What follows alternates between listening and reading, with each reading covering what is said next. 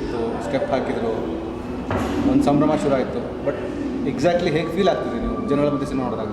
ನನಗೆ ಗಾಬರಿ ಇದೆ, ಆತಂಕ ಇದೆ. ಯಾಕಂದರೆ ಇಷ್ಟೂ ದಿನಗಳ ಕಾಲ ತಿಂಗಳಾನುಗಟ್ಟಲೆ ಗಂಟ್ಲು ಕೂಗೋಂಗೆ ಗಂಟ್ಲು ಹೋಗೋಂಗೆ ಕೇಳ್ಕೊಂಡ್ವಿ ಸಿನಿಮಾಗೆ ಬನ್ನಿ ಅಂತ. ಈಗ ಫಸ್ಟ್ ಆಡಿಯನ್ಸ್ ಒಳಗಡೆ ಇದ್ದಾರೆ. ಸೊ ಆ ಒಂದು ಖುಷಿ ಇದೆ, ಅದ್ರ ಜೊತೆಗೆ ಆತಂಕ ಇದೆ. ಯಾವ ಥರ ಆಗುತ್ತೆ ಏನು ಎತ್ತ ಅನ್ನೋದನ್ನು ಇಲ್ಲಿ ಹೌಸ್ಫುಲ್ ಆಗಿದೆ. ಬೇರೆ ಕಡೆ ಹೆಂಗಾಗತ್ತೆ ಅನ್ನೋವಂಥ ಒಂದು ಆತಂಕ ಖುಷಿ ಎರಡೂ ಇದೆ. ಓಕೆ ಪವನ, ಯೂಶಲಿ ಒಂದು ಸಿನಿಮಾ ಎಮೋಷ್ನಲಿ ಕನೆಕ್ಟ್ ಆಗೋದಕ್ಕೆ ಎಲ್ಲ ಥರದ ಎಲಿಮೆಂಟ್ಸ್ಗಳು ಬೇಕಾಗ್ತವೆ. ಮೆಹಬೂಬಾದಲ್ಲಿ ಅದು ಬೇಗ ಕನೆಕ್ಟ್ ಆಗಿದೆ, ಕತೆ ವಿಷಯಕ್ಕೂ ಕಂಟೆಂಟ್ ವಿಷಯಕ್ಕೂ. ಇದಕ್ಕೆ ಡೆಫಿನೆಟ್ಲಿ ಮೆಹಬೂಬಾ ನಾನು ಮಾಡಿರೋ ಹಾಗೂ ನಾನು ನೋಡಿರೋ ಎಷ್ಟೋ ಲವ್ ಸ್ಟೋರೀಸಲ್ಲಿ this is one of the best love story ಅಂತ ಹೇಳೋಕ್ಕೆ ಇಷ್ಟಪಡ್ತೀನಿ. ವೆರಿ ಮ್ಯೂಸಿಕಲ್ ಜರ್ನಿ ಇದೆ ಸಿನಿಮಾದಲ್ಲಿ. It's so engaging.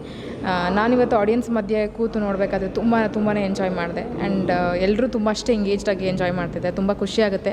At the end of the day ನಮ್ಮ ಪ್ರಾಡಕ್ಟ್ ಜನಕ್ಕೆ ಅಷ್ಟು ಇಷ್ಟ ಆದಾಗ ನಮ್ಮ ಎಫರ್ಟ್ಸ್ಗೆ ಎಲ್ಲೋ ಒಂದು ಬೆಲೆ ಸಿಗುತ್ತೆ. ಸೊ ಇಷ್ಟು ದಿನ ನಾವು ಮಾತಾಡ್ತಿದ್ವಿ. And the kind of efforts my team has done. ನನ್ನ ಪುಟ್ಟಲ್ಲ, ಶಶಿ ಅವರಾಗಿರ್ಬೋದು, ನಮ್ಮ ಪ್ರೊಡ್ಯೂಸರ್ಸ್ ಆಗಿರ್ಬೋದು, direction department, it's immense. And ನಾನು ಒಂದು ವೀಕ್ ಕೂಡ ಇರಲಿಲ್ಲ ಆ ಟೈಮಲ್ಲಿ. The way they have carried the cinema. Shashi ಅವರು ಡೋರ್ ಟು ಡೋರ್ ಹೋಗಿ ಸಿನಿಮಾನ ಪ್ರಮೋಟ್ ಮಾಡಿದರೆ. ಐ ಡೋಂಟ್ ಥಿಂಕ್ ಸೊ ಇದುವರೆಗೂ ಇಷ್ಟು ಒಂದು ಸಿನಿಮಾನ ನಿಲ್ಲಿಸ್ಕೊಳ್ಳೋದಕ್ಕೆ, ಗೆಲ್ಲಿಸ್ಕೊಳ್ಳೋದಕ್ಕೆ ಇಷ್ಟು ಹಂತವಾಗಿ ಒಂದು ಸಿನಿಮಾಗೋಸ್ಕರ ಒಬ್ಬ ಹೀರೋ ನಿಂತ್ಕೊಂಡು ಅಷ್ಟು ದೊಡ್ಡ ಹೋರಾಟ ಮಾಡಿದ್ದು ನನಗೆ ತುಂಬ ಖುಷಿ ಆಯಿತು. ಅದನ್ನೆಲ್ಲ ನೋಡಬೇಕಾದ್ರೆ ತುಂಬ ಹೆಮ್ಮೆ ಅನಿಸ್ತು ನನ್ನ ತಂಡದ ಬಗ್ಗೆ. ಇವತ್ತಿನ ದಿನದಲ್ಲಿ ಒಂದು ಸಿನಿಮಾ ರಿಲೀಸ್ ಮಾಡೋದು ಒಂದು ದೊಡ್ಡ ಹೋರಾಟ. ಇವತ್ತು ಎಷ್ಟು ಸಿನಿಮಾಸ್ಗಳ ಮಧ್ಯೆ ನಾವು ಬಂದಿದ್ದೀವಿ. ಆ್ಯಂಡ್ ಕಾಂಟೆಂಟ್ ಅಂತ ನಾವೆಲ್ಲರೂ ಮಾತಾಡ್ತೀವಿ.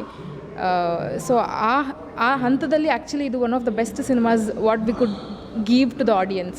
ನಮ್ಮ ಜನಗಳಿಗೆ ನಾವು ಕೊಡೋ ಒಂದು ಬೆಸ್ಟ್ ಸಿನಿಮಾನ ಕೊಡೋ ಪ್ರಯತ್ನ ಮಾಡಿದ್ದೀವಿ. ಅದನ್ನು ತಲುಪಿಸೋ ಪ್ರಯತ್ನನ ತುಂಬ ಹಾನೆಸ್ಟಾಗಿ ಒಂದು ದೊಡ್ಡ ಮಟ್ಟಿಗೆ ನಮ್ಮ ತಂಡ ಮಾಡಿದೆ. ನಾನು ತುಂಬ ಹೆಮ್ಮೆ ಪಡ್ತೀನಿ ಅದು ಹೇಳೋಕ್ಕೆ. ಎಲ್ಲೇ ಹೋದ್ರೂ ಯಾರೇ ಕೇಳಿದ್ರು Mehabooba because of the effort is put, ಒಬ್ಬರೇ ನಿಂತ್ಕೊಂಡು ಇವತ್ತಷ್ಟು ದೊಡ್ಡ ಹೋರಾಟ ಮಾಡಿರೋದು. ಸಿನಿಮಾದ ಯಶಸ್ಸು,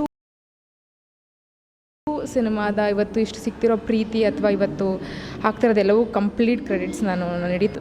ಹೋರಾಟದ ಮಧ್ಯೆ ಒಂದು ಸ್ಪೆಷಲ್ ಅಕೇಶನ್ ಮಧ್ಯ ನಾವು ನಿಂತ್ಕೊಂಡು ಒಂದು ಸಿನಿಮಾ ಗೆಲ್ಲಿಸ್ಕೊಳ್ಳೋದು. And lot of blessings, lot of love. Cinema ಗೊತ್ತು ಅದ್ರ ಹೋರಾಟ ಯಾವಾಗ ಒಂದು ಮನೆ ಕಟ್ಟಿ ನೋಡು ಅದ್ರ ಜೊತೆಗೆ ನಾವು ಒಂದು ಗಾದೆ ಸಿನಿಮಾ ರಿಲೀಸ್ ಮಾಡಿ ನೋಡು ಅಂತ. ಸೊ ಹಾಗಾಗಿದೆ ಪರಿಸ್ಥಿತಿ. But we are very happy and very proud ಇಡೀ ಕನ್ನಡ ಜನತೆಗೆ ನಮ್ಮ ಸಿನಿಮಾನ ನಾವು ಪ್ರೆಸೆಂಟ್ ಮಾಡೋದು. ಆ್ಯಂಡ್ ಖಂಡಿತ ನಂಬಿಕೆ ಇದೆ ಅವ್ರು ನಮ್ಮ ಸಿನಿಮಾನ ನೋಡಿ ತುಂಬ ಖುಷಿ ಪಡ್ತಾರೆ ಹಾಗೂ ಈ ಥರದ ಒಂದು ಸಿನಿಮಾನ ಸಪೋರ್ಟ್ ಮಾಡ್ತಾರೆ ಅಂತ. ಆ್ಯಂಡ್ ಶಶಿ ಬಗ್ಗೆ, ಜಾಕಿ ಸಿನಿಮಾದ ಸಂಭ್ರಮ ಜೊತೆ ಮ್ಯಾಚ್ ಆಗ್ತೀರಾ, ಈ ಕಡೆ ಸೋಮುಗೆ ಮ್ಯಾಚ್ ಆಗ್ತೀರಾ, ನಿಮ್ದಕ್ಕೆ ಜನಕ್ಕೆ ಬಾ ಅಂತೀರಾ. ತುಂಬ ಈಕ್ವಲ್ ಆಗಿ ಎಲ್ಲ ಸಿನಿಮಾಗಳು ಗೆಲ್ಲಬೇಕು ಅನ್ನೋಂಥ ನಿಮ್ಮ ಮನಸ್ಸು ತುಂಬ ಕನೆಕ್ಟ್ ಆಯ್ತು ನಮಗೆ. Thank you sir. ನಾನು ಬರ್ತಾ ಇದ್ದಂಗೆ ಅದಕ್ಕೆ ಚಪ್ಪಲಿ ಬಿಟ್ಟು ಅಪ್ಪು ಸರ್ ಕಟೌಟ್ಗೆ ನಮಸ್ಕಾರ ಮಾಡಿದೆ. ಯಾಕಂದರೆ ನಾನು ಈ ಥರ ಫ್ಯಾನ್ಗಳ ಥರ ಬಂದು ಇಲ್ಲಿ ಸಿನಿಮಾ ನೋಡಬೇಕು ಅಂತಿದ್ದವನು. ಅವ್ರಗಳ ಮಧ್ಯದಲ್ಲಿ ನಂದೊಂದು ಸಿನಿಮಾ ಇದೆ ಅನ್ನೋದು ನಂಗೆ ತುಂಬ ಖುಷಿ ಆಯಿತು. ಸೊ ಅದಕ್ಕೆ ನನಗೆ ಕಾರ್ ಅಲ್ಲೇ ಹಾಕ್ಬಿಟ್ಟು ತೊಂದರೆ ಆಯಿತು ಅನ್ಸುತ್ತೆ ಬೇರೆ ಅಪ್ಪು ಸರ್ ಫ್ಯಾನ್ಸ್ಗೆಲ್ಲ. ಅಲ್ಲಿ ಮಧ್ಯೆ ಹಾಕ್ಬಿಟ್ಟು ಹಂಗೆ ನಮಸ್ಕಾರ ಮಾಡಿ ಅಲ್ಲಿಂದ ಬಂದು ಫಸ್ಟ್ ಅವರ ಮಧ್ಯದಲ್ಲಿ ಫಸ್ಟ್ ಡ್ಯಾನ್ಸ್ ಆಡಿದ್ದು ಖುಷಿ ಆಯಿತು. ಅಂದರೆ ಒಳಗಡೆ ಆತಂಕ ಇದೆ. ಅಪ್ಪು ಪ್ರಾಮಾಣಿಕವಾಗಿ ಹೇಳಬೇಕು ಅಂದರೆ ನನ್ನ ಥಿಯೇಟ್ರ್ ಮುಂದೆನೂ ನಾನು ಖುಷಿಯಾಗಿ ಡ್ಯಾನ್ಸ್ ಆಡೋಕ್ಕಾಗಿಲ್ಲ. ಅಲ್ಲಷ್ಟು ಖುಷಿಯಾಗಿ ಡ್ಯಾನ್ಸ್ ಆಡಿದೆ. ಇಲ್ಲಿ ಭಯ ಶುರು ಆಯ್ತು ಇಲ್ಲಿ ಬಂದಿದ ತಕ್ಷಣ, ಅಯ್ಯೋ ಏನಾಗುತ್ತೆ ಅಂತ. ಬಟ್ ವೆರಿ ಹಾನೆಸ್ಟ್ಲಿ ಆರ್ಗ್ಯಾನಿಕ್ ತುಂಬ ಖುಷಿ ಆಯಿತು. ನಾನು ಅದಕ್ಕೆ ಈಗ ನೋಡ್ಕೊಂಬಂದೆ ಹೌಸ್ ಹೆಂಗಿರುತ್ತೆ ಅಂತ. ಅದೊಂದು ಖುಷಿ ಆಯಿತು. ದೊಡ್ಡ ಹೋರಾಟ ಸರ್, ಇದು ಪದಗಳಲ್ಲಿ ವರ್ಣಿಸೋಕ್ಕಾಗತ್ತೆ. ಒಂದು ಇಲ್ಲೇ ಅಲ್ಲ ಸುಮಾರು ಕಡೆ ಆಗಿದೆ. ನನಗೆ ನೆದರ್ಲ್ಯಾಂಡ್ಸಲ್ಲಿ ಹೌಸ್ಫುಲ್ ಆಗಿಬಿಟ್ಟಿದೆ ಸರ್. ಇನ್ನು 16ನೇ ತಾರೀಕು ಶೋ ಇರೋದು. 2 ಶೋ ಕೊಟ್ಟಿದ್ದಾರೆ, 6:30 8:30 2 ಶೋನ ಕೊಟ್ಟಿದ್ದಾರೆ ನೆದರ್ಲ್ಯಾಂಡ್ಸಲ್ಲಿ. ಕಂಪ್ಲೀಟ್ ಶೋ ಹೌಸ್ಫುಲ್ ಆಗಿದೆ ಅಲ್ಲಿ ಕನ್ನಡ ಸಂಘದವರು. ಸೊ ನಂಗೆ ಗೊತ್ತಿಲ್ಲ ಇದನ್ನು ಹೆಂಗೆ ತೊಗೊಂಡೋಗ್ಬೇಕೇನು ಅಂತ. ಇಷ್ಟು ದಿನ ಕೂಗಾಡಿದ್ದೀವಿ, ಕಿರ್ಚಾಡಿದ್ದೀವಿ, ಬೇಡ್ಕೊಂಡಿದ್ದೀವಿ, ಕೇಳಿದ್ದೀವಿ, ದಯವಿಟ್ಟು ಬಂದು ಸಿನಿಮಾ ನೋಡಿ ಅಂತ ಹೇಳಿದ್ವಿ. ಇವಾಗ ನಿಮ್ಮ ಮಡಲಿಗೆ ಬಿಟ್ಟಿದ್ದೀವಿ, ದಯವಿಟ್ಟು ಬಂದು ನೋಡ್ಬೇಕು ತಾವುಗಳು ಅಂತ ಕೇಳ್ತೀವಿ. ಇದಕ್ಕಿಂತ ಜಾಸ್ತಿ ಏನು ಹೇಳಿದ್ರೆ ಏನು ಬೇರೆ ಹತ್ರ ಆಗಿಲ್ಲ. ಅಂದರೆ ನಿಮಗೆ ಹೋಲಿಸಿದ್ರೆ ಪವನ ಒಂದು 2-3 ಹೆಜ್ಜೆ ಮುಂದೆ ಅವರು ಸಿನಿಮಾಗಳ ವಿಷಯಕ್ಕೆ.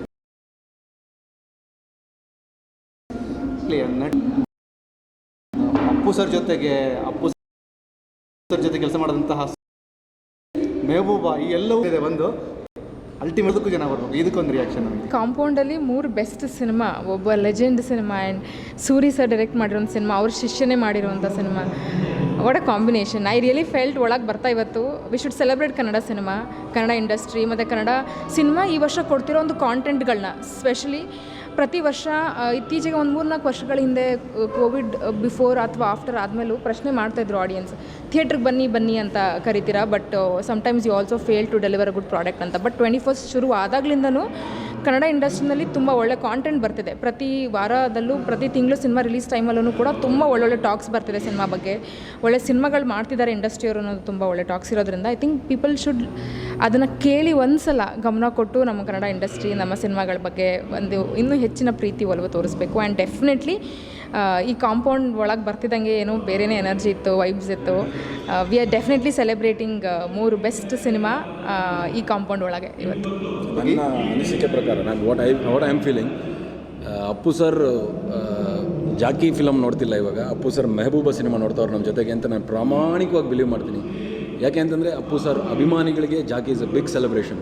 ಬಟ್ ಅಪ್ಪು ಸರ್ PRK ಅಂತ ಒಂದು ಸಂಸ್ಥೆ ಕಟ್ಟಿದ್ದು ಹೊಸಬರು ಬರಬೇಕು, ಹೊಸ ಸಿನಿಮಾಗಳಾಗಬೇಕು ಅಂತ ಐ ಸ್ಟ್ರಾಂಗ್ಲಿ ಬಿಲೀವ್. ನನ್ನ ಪಕ್ಕದಲ್ಲಿ ಒಂದು ಸೀಟ್ ಎಂಟಿ ಇದೆ, ಅದು ಅಪ್ಪು ಸರ್ ಕೂತ್ಕೊಂಡು ನೋಡ್ತಾ ಇದ್ದಾರೆ. ಹೊಸಬರು ಹೊಸ ಸಿನಿಮಾಗಳು ಅವರ ಬೆಂಬಲ ಇದೆ.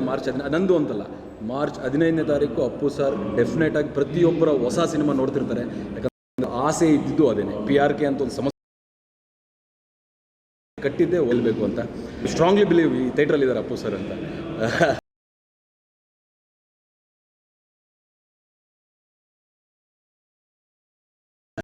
ಮಂಗಳೂರಲ್ಲಿ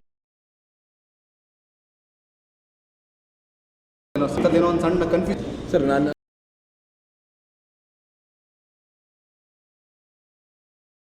ಅದೇ ಸರ್, ನನಗೆ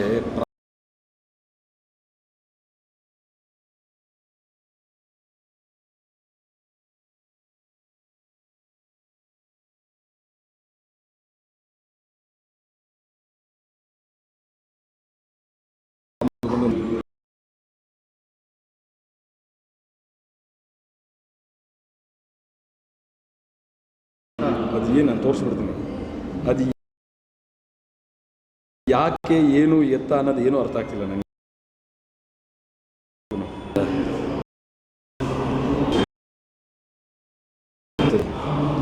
ನಮ್ಮ ಮನೆಗೆ ತಲುಪಿದೆ ಬಾಲಾಜಿ ಮೋಷನ್ ಸರ್. ಏನು ಅಂತ ಗೊತ್ತಿಲ್ಲ. ನಾನು ಸಾಕಷ್ಟು ಹಂಗೆ ಮಾಡ್ಬೇಕು, ಹಿಂಗೆ ಮಾಡಬೇಕು, ಸಿನಿಮಾ ತೆಗಿಬಾರ್ದು, ಮಂಗಳೂರಲ್ಲಿ ನಿಲ್ಲಿಸ್ಬಿಡ್ತೀವಿ, ಅದು ಇದು ಅಂತ ಏನೇನೋ ಮಾತಾಡ್ತಾರೆ. ದಯವಿಟ್ಟು ಬದುಕಕ್ಕೆ ಬಿಡ್ರೋಣ. ನಾನೇನು ಕೊಲೆ ಮಾಡ್ಕೊಂಡು ಬಂದಿಲ್ಲ, ಒಂದು ಒಳ್ಳೆ ಸಂದೇಶ ತಗೊಂಡು ಬಂದಿದ್ದೀನಿ. ನನಗೆ ಅದೇ ಅದು ನಾನು ನಡಗ್ತಾ ಇದ್ದೀನಿ ನಿನ್ನೆ ನೈಟಿಂದ. Because of this reason. ಯಾವ ಹಂತಕ್ಕೆ ಹೋಗ್ತಿದ್ದೆ ಏನು ಅಂತ ನಮ್ಮ ಹೋರಾಟ ಈ ಸಿನಿಮಾ ತೆಗಿಯೋದ್ರಲ್ಲಿ ಹೆಣ ಬಿದ್ದುಬಿಟ್ಟಿದೆ ನಂದು. ಈ ಸಿನಿಮಾ ಹಿಂಗೆ ತರೋದು, ಈ ಥಿಯೇಟ್ರ್ ಇಟ್ಕೊಳ್ಳೋದು, ಥಿಯೇಟ್ರ್ಗಳು ನಮ್ಗೆ ಸಿಗಲಿಲ್ಲ. 3 ಸಿಂಗಲ್ ಸ್ಕ್ರೀನ್ಗಳು ಕೊಟ್ಟಿದ್ದು. ಅಲ್ಲಿ ನಮ್ಮ ಹುಡುಗರು ಬಂದು ಬೇಡ. ಸೊ ಈ ಹೋರಾಟಗಳ ಮಧ್ಯದಲ್ಲಿ ಇಂಥವೆಲ್ಲ ಸುದ್ದಿಗಳು ಕೇಳಿದಾಗ ತುಂಬ ಆತಂಕ ಆಗುತ್ತೆ. ಒಂದು ಅದ್ಭುತವಾದ ಕನ್ನಡ ಸಿನಿಮಾ ನಾವು ಜನಕ್ಕೆ ತೋರಿಸ್ಬೇಕು ಅಂತ ನರಳಾಡ್ತಾ ಇದ್ವಿ. ಸಿನಿಮಾನೇ ನೋಡಿದೆ ನೀವು ಬಾಯಿಗೆ ಬಂದಿದ್ದು ಅಥವಾ ಬೇರೆ ಬೇರೆ ಥರದ ಏನೇನೋ ಬರೋದು ತಪ್ಪಾಗುತ್ತೆ. ನನಗೆ ಸಾಕಷ್ಟು ಜನ ನ್ಯೂಸ್ ಅವ್ರು ಕೇಳಿದ್ರೆ ಏನು ಪ್ರತಿಕ್ರಿಯೆ ಕೊಡಿ ಅಂತ. ನಾನು ಎಲ್ಲೂ ಕೊಡಲಿಲ್ಲ ಅದನ್ನು. ನನಗೆ ಈ ಶೋ ಅಂತೂ ನಡೀತಾ ಇದೆ, ಇನ್ನು ಮುಂದೆ ಹೆಂಗೆ ಏನು ಅನ್ನೋದು ನನಗೂ ಆತಂಕ ಇದೆ. ಬಟ್ ದಯವಿಟ್ಟು ನಮ್ಮನ್ನು ಬದುಕಕ್ಕೆ ಬಿಡಿ. ನಾವು ಒಂದು ಒಳ್ಳೆ ಕತೆ ಕಂಟೆಂಟ್ನ ಮಾಡ್ಕೊಂಡು ಬಂದು ಸಿನಿಮಾ ತೋರಿಸ್ತಾ ಇರೋದು. ಏನೋ ಕಾಂಟ್ರವರ್ಸಿ ಮಾಡಬೇಕು, ಇನ್ನೇನೋ ಮಾಡಬೇಕು ಅಂತಿಲ್ಲ.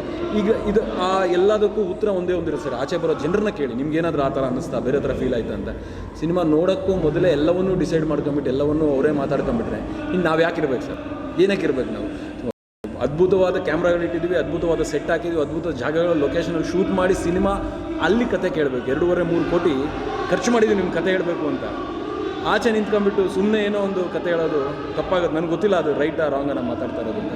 ಬಟ್ ದಯವಿಟ್ಟು ನಮಗೆ ತೊಂದರೆ ಕೊಡಬೇಡಿ. ನೀವು ಸ್ವಲ್ಪ ಕನಿಕರ ತೋರಿಸಿ. ನಾನೊಬ್ಬ ಕಾಮನ್ ಮ್ಯಾನ್ ಇಷ್ಟು ಫೈಟ್ ಮಾಡಿಕೊಂಡು ಸಿನಿಮಾನ ಹೊರಗಡೆ ತಗೊಂಡ್ಬಂದು ಇವತ್ತೊಂದು ಶೋ ಹಾಕಿದ್ದೀವಿ. ಈ ಥರದ್ದು ಸುಮಾರು ಕಡೆಯಿಂದ ಬಂದ ತಕ್ಷಣ ಒಂದು ಸ್ವಲ್ಪ ಗಾಬರಿ ಆಯಿತು ಸರ್. ಇಲ್ಲ, ಪಾವನ ಹೇಳ್ದಂಗೆ ಮತ್ತು ನೀವು ಹೇಳ್ದಂಗೆ ಒಂದೇ ಕಾಂಪೌಂಡಲ್ಲಿ 3 ಸಿನಿಮಾಗಳು, ದಿಗ್ಗಜರು, ಹೊಸಬರು ಮತ್ತು ಕನ್ನಡ ಎಲ್ಲ ಆಡಿಯನ್ಸು ನಿಮ್ಮ ಸಿನಿಮಾಗಳನ್ನು ನೋಡಲಿ. ಫೈನಲಾಗಿ ಆಡಿಯನ್ಸ್ಗೆ ಇಬ್ಬರು ಹೇಳೋಕ್ಕೆ ಇಷ್ಟಪಡ್ತೀನಿ. ಬನ್ನಿ, ಪ್ರೀತಿಯಿಂದ ನಮ್ಮ ಸಿನಿಮಾನ ನಿಮ್ಗೆ ಇವತ್ತು ಪ್ರೆಸೆಂಟ್ ಮಾಡ್ತಾ ಇದ್ದೀವಿ. Mehabooba it's a love story, musical love story. ನಿಮ್ಮೆಲ್ಲರೂ ಖಂಡಿತ ಇಷ್ಟ ಆಗುತ್ತೆ. ನಿಮ್ಮ ಮನಸ್ಸಿಗೆ ಅಥವಾ ನಿಮ್ಮ ಯಾವುದೇ ಭಾವನೆಗಳಿಗೆ ಅಥವಾ ನಿಮ್ಮ ಯಾವುದೇ ನಂಬಿಕೆಗಳಿಗೆ ಬಗ್ಗೆ ಮಾತಾಡೋ ಅಥವಾ ಪ್ರಶ್ನಿಸುವಂಥ ಸಿನಿಮಾ ಖಂಡಿತ ಅಲ್ಲ. ಇದು ಕೇವಲ ಪ್ರೇಮ ಕಥೆ. ಖಂಡಿತ ನಿಮ್ಗೆ ಇಷ್ಟ ಆಗುತ್ತೆ. ನಿಮ್ಮ ಪ್ರೆಸೆನ್ಸ್ಗಾಗಿ, ನಿಮ್ಮ ಅಟೆನ್ಷನ್ಗಾಗಿ ನಾವು ಕಾಯ್ತಾ ಇರ್ತೀವಿ ಎಲ್ಲ ಚಿತ್ರಮಂದಿರದ ಮುಂದೆ. Thank you. ಸೊ ಇಷ್ಟು ದಿನ ಎಲ್ಲವನ್ನೂ ಮಾಡಿದ್ದೀವಿ, ಎಲ್ಲ ಪ್ರಯತ್ನಗಳನ್ನು ಮಾಡಿದ್ದೀನಿ. ಡೋರ್ಗೂ ಹೋಗಿದ್ದೀನಿ. ಕೋಲಾರ, ಚಿಂತಾಮಣಿ, ಚಿಕ್ಕಬಳ್ಳಾಪುರ, ಹಾಸನ, ಮೈಸೂರು, ಮಂಡ್ಯ, ಶಿವಮೊಗ್ಗ ಎಲ್ಲವನ್ನೂ ಒಬ್ಬನೇ ಓಡಾಡಿದ್ದೀನಿ. ರಾತ್ರಿ ನಿದ್ದೆ ಮಾಡ್ದಂಗೆ ಓಡಾಡಿದ್ದೀನಿ.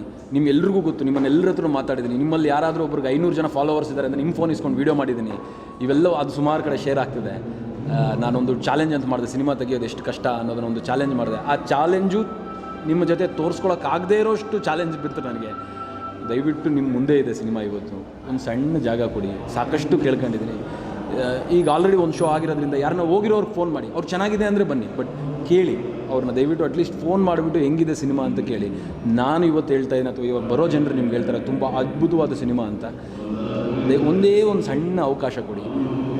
ಕಳಕಳಿಯಿಂದ ಕೇಳ್ತೀನಿ. ಎಲ್ಲವನ್ನೂ ಮಾಡಿದ್ದೀನಿ. ಬಿಗ್ ಬಾಸಲ್ಲಿ ಅಷ್ಟು ಸಪೋರ್ಟ್ ಮಾಡಿದ್ರೆ, ನೀವುಗಳೆಲ್ಲೂ ಅಷ್ಟು ಓಟ್ ಹಾಕಿದ್ರೆ, ನಾನು ಗೆಲ್ಲಬೇಕು ಅಂತ ಹಾರೈಸಿದ್ರೆ, ಇಲ್ಲಿ ಗೆಲ್ಲಕ್ಕೆ ಒಂದು ಸಣ್ಣ ಅವಕಾಶ ಕೊಡಿ. ಯಾಕಂದರೆ ಇಲ್ಲಿ ಬರೀ ಹೀರೋ ಆಗಲ್ಲ, ಒಂದು ನಿರ್ಮಾಣ ಮಾಡಿ ಒಂದು ತಂಡನ ಕಟ್ಕೊಂಡಿದ್ದೀನಿ. ನನ್ನ ಕೈ ಹಿಡಿದ್ರೆ ನೀವು ಇಲ್ಲಿಂದ ಇನ್ನೊಂದು 4-5 ಸಿನಿಮಾಗಳು ಮುಂದೆ ಮಾಡುವಂಥ ಶಕ್ತಿ ನನಗೆ ನೀವು ಕೊಡಬೇಕು ಅಂತ ಕೇಳ್ಕೊತಾರೆ. ದಯವಿಟ್ಟು ಮೆಹಬೂಬಾ ಸಿನಿಮಾ ನೋಡಿ.